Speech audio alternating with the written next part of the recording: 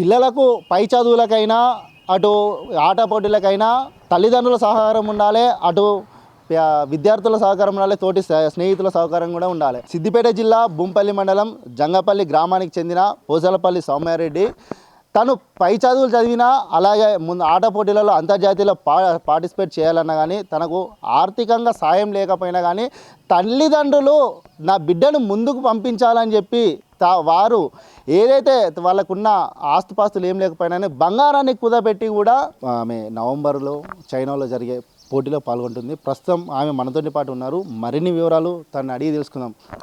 చెప్పండి. ఎవ్రీవన్, నా పేరు పోసానిపల్లి సౌమ్య. నేను 4th ఏషియన్ బేస్బాల్ టీంలో సెలెక్ట్ అయ్యాను. అక్కడ సిల్వర్ మెడల్ సాధించాను. ఇప్పుడు మళ్ళీ అలా క్వాలిఫై అయ్యి మళ్ళీ ఇప్పుడు చైనాలో జరిగే టోర్నమెంట్కి కూడా వెళ్ళాలి. చైనాలో నవంబర్లో ఉంటుంది మోస్ట్లీ.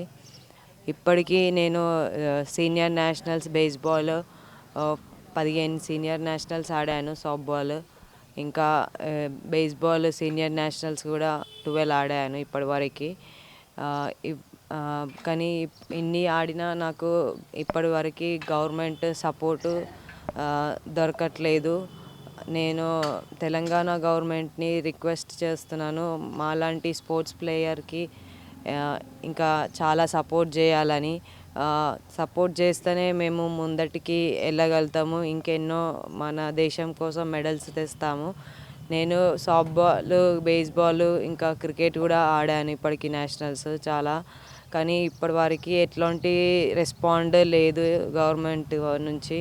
ఇప్పుడైనా కొంచెం చూసి మమ్మల్ని సపోర్ట్ చేయాలి.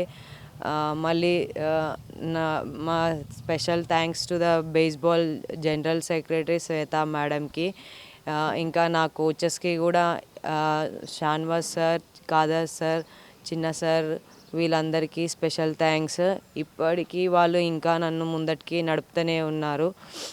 అలాంటి మళ్ళీ కొంచెం అలానే నాకు గవర్నమెంట్ నుంచి సపోర్ట్ దొరకకపోయినా కొంచెం ఎవరైనా ముందటికి వచ్చి సపోర్ట్ చేయొచ్చు.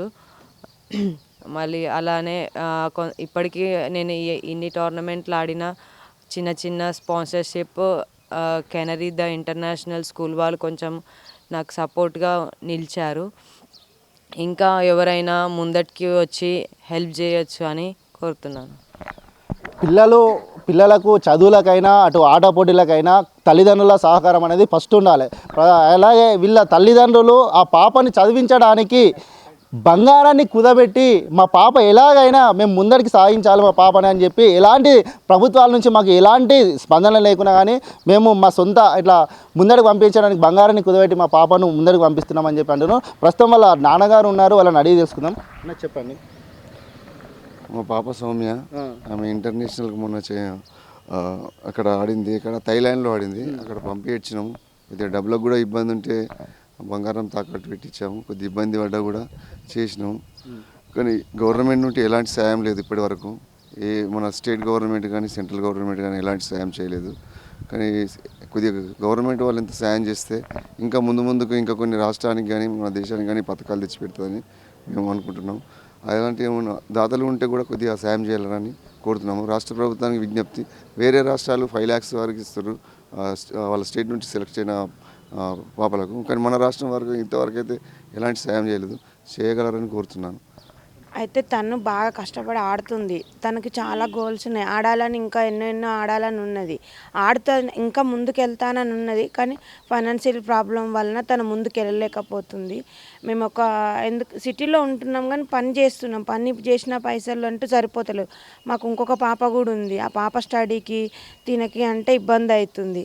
తను చిన్న జాబ్ చేస్తూ చిన్నగా ఏదో ఆడుతుంది, బాగానే ఆడుతుంది. కానీ ఇంట్రెస్ట్ ఉంది, ఇంకా ఆడాలి అని ఇంకేదో చేయాలని ఉంది. కానీ ఆమెకి ఫైనాన్షియల్ ప్రాబ్లం వల్ల ముందుకు వెళ్ళలేకపోతుంది. పాప పైన ఇంకా పైకి ముందు ఇంకా మరిన్ని రోజులలో ఇంకా ఆడాలని ఆమెకి ఇంట్రెస్ట్ ఉన్నా కానీ తల్లిదండ్రులు అంటున్నారు ఏంటంటే మా దగ్గర డబ్బు లేదు, మాకు ఈ రాష్ట్ర ప్రభుత్వాలు ఎలాగైనా మాకు ఆర్థిక సాయం చేయాలి, అలాగే ఎవరైనా దాతలు ఉన్నా కానీ మాకు ముందరికి వచ్చి అది చేస్తే మా పాప ఇంకా ముందుకు వెళ్తారని తల్లిదండ్రులు అంటున్నారు. కెమెరామెన్ అంజితో రాజేష్, మన కర్తవ్యం టీవీ, సిద్దిపేట.